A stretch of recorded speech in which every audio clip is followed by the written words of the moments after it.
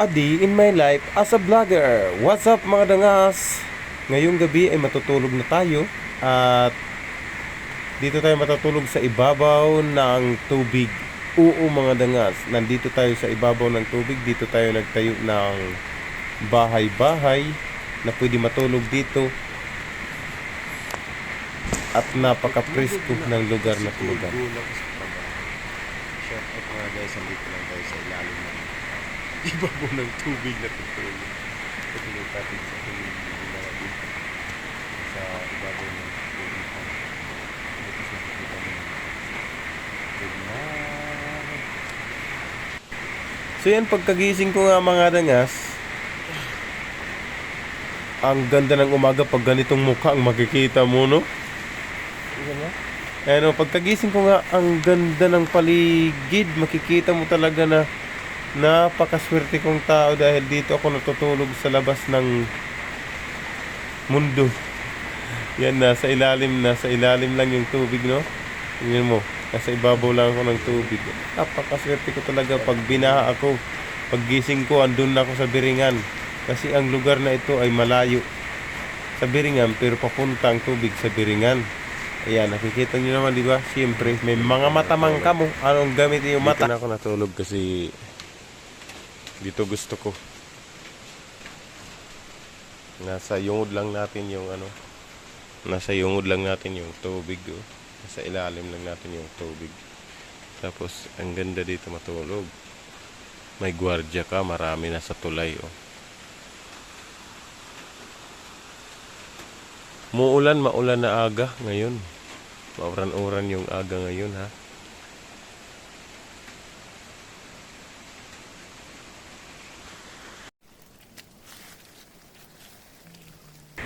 Pagkagising ko nga, diretso na agad ako nanguha ng gabi namin kasi wala kaming ulam. Napag-isipan ko na may mga gabi pala akong naitanim doon sa taniman namin.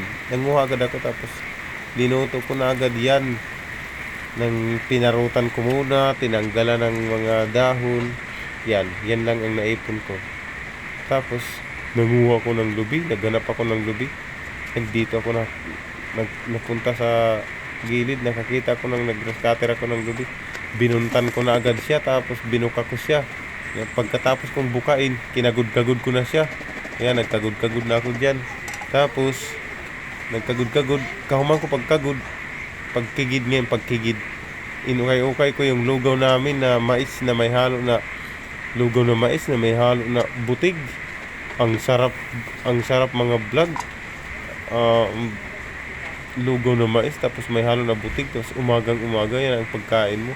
Ayan. Binutangan ko, linapuan ko muna siya baka makatol.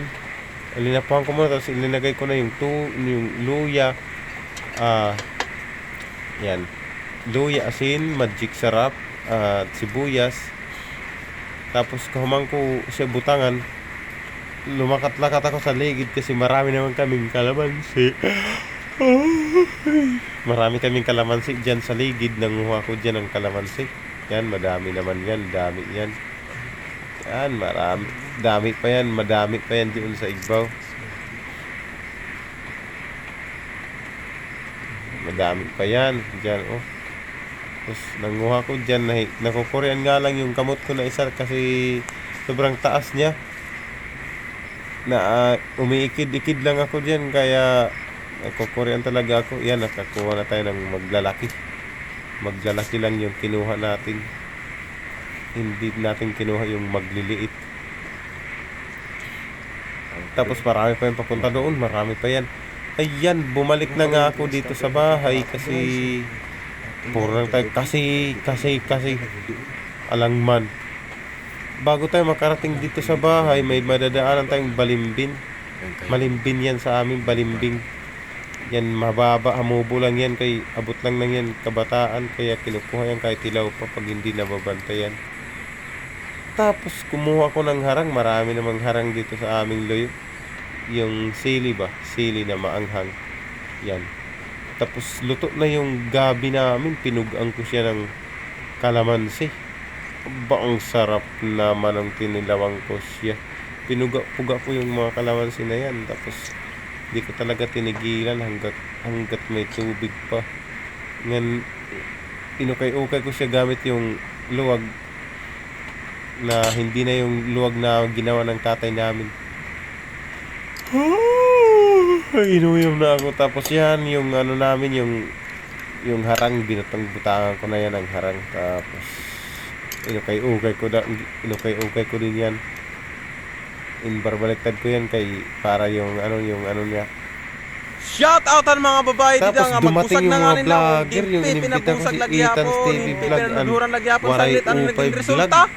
Dumating Maitom. sila, nag-vlog na Mabusa kami. nga nang-upload. Dito tapos ang pinto. Baga daw ang puso nga. Sinugba nga. Waray kaloto. Hilig magpabusag, igpapapalit na lahin pagkaon ng era mga anak, hanera mga paninglano na era panimalay, gimpapalit pa yung pagpabusag mo. Pa man akong barato lang ito kay marahalon. Katapos may ngarot pa mo nawong mag-iitom ka pa. Siyempre ba yung pagbayaan ng asawa? Ba Kata, yung pagbayaan ng asawa sanglit?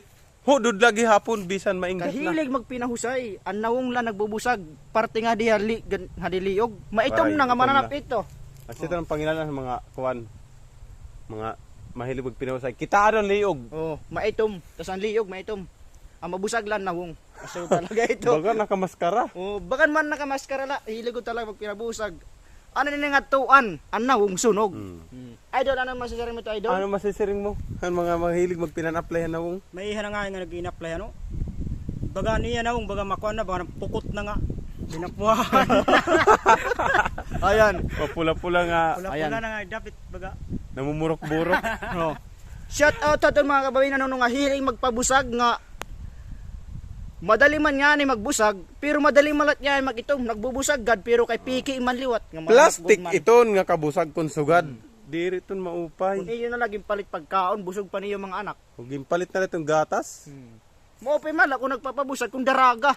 Ito kay may mga anak na tulod 5. Sa bagay kay pinsar nila ba yung bayaan. Oo. Kayo na lang gibabayaan ng babae no pag nanganak na no. Masagod talaga iton kay Ano na lang pag-abat mo anong rason kay ano gibabayaan ng mga babae pag kuan may dana anak 5 or 2 kayo na lang gibabayaan. yung babayaran ito mga kababayan nandida nga may mga anak na mga suwa diton. Ang kahunan lalaki, waray neragana. Asya iton. Ganun ba yun? Di rin ang gaganahan kay ano, di rin na malapot. Kaluko. Ay idol ano. Asa ito, di rin na kinalapot. Kung sinisiring pa, kulang nagpapanamit sabit. Asya ito. Dati kagod. Dati kita iton mga suwa diton. Oo. Pero ade idol, dati latin ni kay nakakunan niya. Nakalima. Banda. Basta di nagaganahan ko na ba? Ito nga. Ala, ito nagdiretso kay. Mali discourage it.